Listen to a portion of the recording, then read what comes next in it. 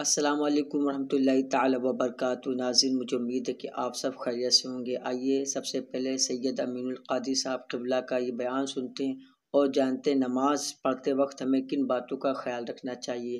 آئیے سنتے ہیں اور اس بیان کو اپنے سبھی دوستوں کے ساتھ بھی شیئر کرتے ہیں۔ ہو گئے، یہ بھی میری قوم کا بہت بڑا المیہ ہے۔ کتنے سال سے پڑھ رہے ہیں؟ 40 سال سے۔ کتنے سال سے؟ 35 سال سے۔ کتنے سال سے؟ 50 سال۔ سجدہ کن کن ہڈیوں پہ کرنا اور کتنی ہڈیوں پہ کرنے کا حکم ہے؟ حدیث پاک میں سجدے کا کوئی طریقہ بتایا ہے نا جی۔ کتنی ہڈیوں پہ سجدہ کیا جاتا ہے؟ نہیں معلوم مولانا؟ جب بچپن میں مسجد گئے تھے تو سب کو جیسے سر زمین پہ رکھتے دیکھا، ہم نے بھی رکھنا شروع کر دیا۔ تجارت سیکھ کر کریں گے، بائک سیکھ کر چلائیں گے، کمپیوٹر سیکھ کر چلائیں گے، موبائل سیکھ کر چلائیں گے، سارے کام سیکھ کر کریں گے، اور اللہ کی عبادت بغیر سیکھے۔ اور کیا کہیں گے؟ ارے مولانا چھوڑو، یہ کیا لوگوں کو باریکی میں پھنسا رہے ہو تم لوگ؟ یہ مولانا لوگوں نے دین بہت مشکل کر دیا، اللہ نے آسان کیا تھا۔ مولانا کی کیا حیثیت؟ اس طرح کی بکواس کی باتیں کرتے ہو؟ ارے کیسے بھی پڑھو مولانا، اللہ قبول کرنے والا ہے۔ جب کیسے بھی پڑھو اللہ قبول کرنے والا ہے تو اس نے رسول اللہ کو کیوں بھیجا؟ وہ کہہ دیتا پڑھو جیسی مرضی آئے ہم قبول کر لیں گے، نہ، اس نے کیا کہا؟ اس نے یہ کہا اطیعوا اللہ و اطیعوا الرسول، اطاعت کرو اللہ کی اور اس کے رسول کی۔ اور رسول نے کیا فرمایا؟ کیسے بھی پڑھو والی قبول نہیں ہوگی۔ صلو کما رأیتمونی اصلی، نماز ایسے پڑھو جیسے مجھے پڑھتا ہوا دیکھتے ہو۔ بے شک، سبحان اللہ۔ جیسے میں پڑھتا ہوں اس طرح مجھے دیکھ کر پڑھو، اپنی مرضی سے نہیں چلے گی۔ صحیح۔ تو کہیں ہماری وضو میں کمی تو نہیں ہے، ہمارے غسل میں کمی تو نہیں ہے، ہماری نماز میں کمی تو نہیں ہے، کیونکہ ہم نے کبھی سیکھا ہی نہیں۔ آپ کو بتا دیتا ہوں، اللہ کے رسول علیہ السلام نے فرمایا مجھے 7 ہڈیوں پہ سجدہ کرنے کا حکم دیا گیا ہے۔ میں 7 ہڈیوں پہ سجدہ کرتا ہوں۔ 2 ہڈیاں پنجوں کی، 2 ہڈیاں گھٹنوں کی، کتنی ہو گئی؟ کتنی ہو گئی؟ 4۔ 2 ہڈیاں آپ کے ہاتھوں کی، کتنی ہو گئی؟ 6۔ اور 1 ہڈی، جی نہیں، ناک کی ہڈی کو تو مجازن ہڈی کہتے ہیں، اور ناک میں ہڈی جس اعتبار سے یہ پیشانی، حالانکہ ناک کا لگنا بھی زمین پر، ناک کا لگنا بھی یہ فرضے میں سجدے میں لازم قرار دیا گیا ہے۔ اگر آپ کی ناک کا یہ حصہ، آپ کی ناک کا یہ حصہ زمین سے مس نہیں ہوتا تو آپ کا سجدہ نہیں ہوتا۔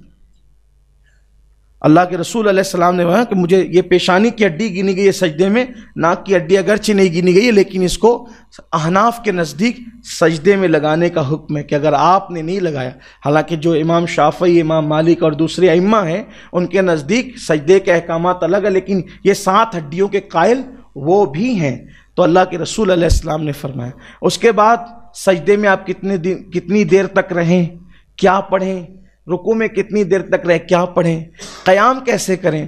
ابھی آپ پوری مسجد کو کبھی دیکھیں نماز، کوئی ہاتھ ایسے لٹکایا ہوا ہے، کوئی ایسے باندھا ہوا ہے، کوئی کسی نے کچھ پکڑا ہوا ہے، کسی نے کچھ پکڑا ہوا ہے، یعنی کہ ہماری نمازوں کا حال یہ ہو گیا۔ کوئی کھجا رہا ہے، کوئی داڑھی سے کھیل رہا ہے، کسی کی پوری بٹن کھلی ہوئی ہے۔ کتنی شرم آتی ہوگی اس وقت، بولنے بھی اچھا نہیں لگتا۔ نوجوان لڑکے، بلکہ نماز لوگوں کی فاسد ہوتی ہے۔ صحیح۔ نوجوان لڑکے آج کل کے جو نماز پڑھتے ہیں، جینس پہن کر آتے ہیں، شارٹ پہنتے ہیں، جب وہ رکوع میں جاتے ہیں تو رکوع میں جانے سے تو اوپر کے کپڑے کھنچ جاتے ہیں، نیچے کے کپڑے اگر وہ بیلٹ وغیرہ لگائے اور کپڑے سخت ہیں وہ ایسے اٹھ جاتے ہیں، تو یہ جو کمر کی ہڈی کا حصہ ہے وہ کھل جاتا ہے، اکثر و بیشتر کھل جاتا ہے۔ جی۔ اور یہ احناف کے نزدیک یہ حکم ہے کہ ستر عورت ناف سے لے کر گھٹنے تک ہے۔ اگر وہ نماز میں کھل جائے اتنی دیر تک کہ 3 مرتبہ سبحان اللہ کہا جا سکے، اتنا ستر عورت کا کوئی حصہ کھل جائے، نماز فاسد ہو جائے، نماز فاسد ہو، نماز گئی، ختم ہو گئی، بغیر توڑے نماز ٹوٹ گئی۔ اب بتائیں آپ کتنوں کی نماز ٹوٹتی ہے؟ کم از کم یہ ہو کہ جب مسجد میں آ رہے ہو تو اس طرح سے آؤ کہ اپنی بھی نماز بچے، دوسروں کی بھی نماز بچے۔ آپ دیکھیے وضو کرتے ہیں اور وضو کرتے کرتے جھاڑتے جھاڑتے سیدھا مسجد کے اندر چلے آتے ہیں، گناہ ہے، سخت گناہ ہے۔ مسجد کا احترام ہے ہم پہ، مسجد کا احترام واجب کیا گیا ہے کہ وضو کے پانی کے قطرات مسجد میں نہیں گرنے چاہیے، گناہ ہوگا۔ آئے تھے نیکی لینے، گناہوں کا ٹوکرا لے کے سر پہ جا رہے ہو۔ ہم آپ کو مشکل نہیں کرنا چاہتے، لیکن یہ کہ جب آپ اسکول جانے کے آداب سیکھ چکے، آفیسروں کے درمیان جانے کے آداب سیکھ چکے، تو اللہ کی بارگاہ کا ادب بھی تو سیکھ لو، صحیح، کیونکہ یہ اللہ کی بارگاہ ہے جسے مسجد کہتے ہیں۔ مسجد میں آؤ تو ادب سے آؤ۔ حضرات صحابہ کرام رضوان اللہ تعالی علیہ مجمعین جلدی سے مسجد کی دیوار کو ٹیک بھی نہیں لگاتے تھے۔ اللہ کے رسول علیہ السلام فرماتے ہیں جو مسجد میں دنیا کی باتیں کرے اس کا دین میں کوئی حصہ نہیں۔ آقا فرماتے ہیں ایسے لوگ پاؤ تو ان کے ساتھ بیٹھنا بھی مت۔ اللہ، یعنی مسجد میں کیا آپ نے کپڑا پہنا، ایک کپڑا کتنے میں خریدا، یہ دنیا کی بات۔ آج کل الیکشن میں کیا چل رہا ہے، دنیا کی بات، ناجائز ہے۔ اللہ کے رسول نے فرمایا ان کا دین میں کوئی حصہ نہیں ہے جو دنیا کی بات کرتے ہیں۔ مسجد میں یا اللہ کا ذکر ہوگا یا واعظ و نصیحت ہوگی۔ مسجد میں دنیا کی بات، آپ سوچیں نا صحیح، سبزی کیا بھاؤ چل رہی ہے نہیں پوچھ سکتے آپ مسجد میں، نکلو باہر۔ اسی لیے قرآن کہتا ہے، جمعہ کے دن کے لیے کہتا ہے یا ایھا الذین آمنوا اذا نودی للصلاۃ من یوم الجمعہ فاسعوا الی ذکر اللہ وذروا البیع۔ اے ایمان والو، جب تم جمعہ کی اذان سنو کاروبار بند کرو، مسجد میں آ جاؤ، اللہ کا ذکر کرو نماز کے لیے۔ جب نماز ہو جائے تب یہاں پر باتیں سٹکارتے نہیں بیٹھنا، ادھر کیا چل رہا ہے ادھر کیا چل رہا ہے۔ کیوں؟ کیونکہ مسجد میں دنیا کی بات کرنا انسان کی نیکیوں کو ایسے کھاتی چلی جاتی ہے جیسے آگ لکڑیوں کو کھاتی۔ آپ کی نیکیاں باہر ہوتی رہتی آپ کے نام اعمال سے جب آپ دنیا کی بات مسجد میں کر رہے ہوتے ہو۔ صحیح، یا اللہ کا ذکر کرو یا مسجد میں عبادت کرو، ورنہ پھر قرآن کیا کہتا ہے جب جمعہ کی نماز ہو جائے تو کیا کرو، فَإِذَا قُضِيَتِ الصَّلَاةُ فَانتَشِرُوا فِي الْأَرْضِ، فَإِذَا قُضِيَتِ الصَّلَاةُ فَانتَشِرُوا فِي الْأَرْضِ، مسجد سے باہر نکل جاؤ، جب نماز پڑھ لو مسجد سے باہر نکل جاؤ۔ مسجد کھڑے رہنے کی جگہ ہے ادب کے ساتھ، قوموا للہ قانتین، ادب سے کھڑے رہنے کی جگہ ہے، وہ پڑے رہنے کی جگہ نہیں ہے۔ مسجد کو پڑے رہنے کی جگہ نہ بناؤ۔ فَإِذَا قُضِيَتِ الصَّلَاةُ فَانتَشِرُوا فِي الْأَرْضِ، جب نماز پڑھ چکو مسجد سے باہر نکل جاؤ، زمین پہ پھیل جاؤ اور اللہ کا فضل تلاش کرو، یعنی اپنے کاروبار سے لگ جاؤ۔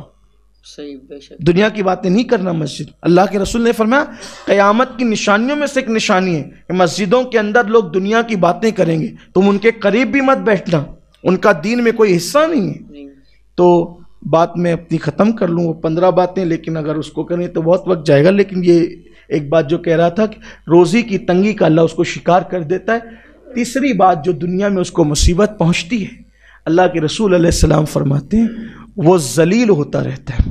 اللہ، آقا فرماتے ہیں وہ ذلیل ہوتا رہتا ہے۔ لوگ کہتے ہیں مسلمانوں کی ذلت کا سبب کیا ہے، ہم کہتے ہیں 1450 سال پہلے بیان کر دیا گیا، اسی طرف توجہ کرنے کی ضرورت ہے۔ بہت کوئی نئی چیز لانے، کوئی مفکر اب کوئی بات ہمیں نئی نہیں دے گا، کوئی مقرر ہمیں کوئی بات نئی نہیں دے گا۔ رسول اللہ سے بڑھ کر کے فکر کرنے والا، تدبر کرنے والا، اصلاح امت کرنے والا، قوم کو جگانے والا، بیدار کرنے والا کون ہے؟ حضور نے اتنا بڑا ذخیرہ دے دیا ہے، کوئی نیا راہ عمل تیار کرنے کی ضرورت نہیں ہے، کوئی نئی باتیں لانے کی ضرورت نہیں ہے۔ حضور نے سب بتایا، سب بتایا، سب بتایا، صرف امت کو چاہیے کہ اس کی طرف توجہ کر لے۔ آقا فرماتے ہیں نماز چھوڑنے والا ذلیل ہوگا۔ ہماری ناظرین، مجھے امید ہے کہ سید امین القادری صاحب قبلہ کا یہ بیان آپ سب کو پسند آیا ہوگا، اور اس بیان میں آپ نے جانا کہ نماز پڑھتے وقت ہمیں کن باتوں کا خیال رکھنا چاہیے، اور نماز میں کون کون سی ایسی غلطیاں ہوتی ہیں جس سے نماز فاسد ہو جاتی ہے، اور ہمیں نماز صحیح پڑھنے کے لیے، صحیح ادا کرنے کے لیے ہمیں سب سے پہلے کیا کرنا چاہیے۔ اسی طرح کا بیانات سننے کے لیے ہمارے چینل کو ابھی سبسکرائب کریں، اور ساتھ ہی میں بیل آئیکن کو دبانا نہ بھولیں تاکہ ہماری ہر آنے والی ویڈیو کو دیکھ سکیں سب سے پہلے۔ اور ہاں، اس ویڈیو کو اپنے سبھی دوستوں کے ساتھ بھی شیئر کریں تاکہ وہ اس بیان کو سن کر وہ اپنی نماز بھی درست ادا کر سکے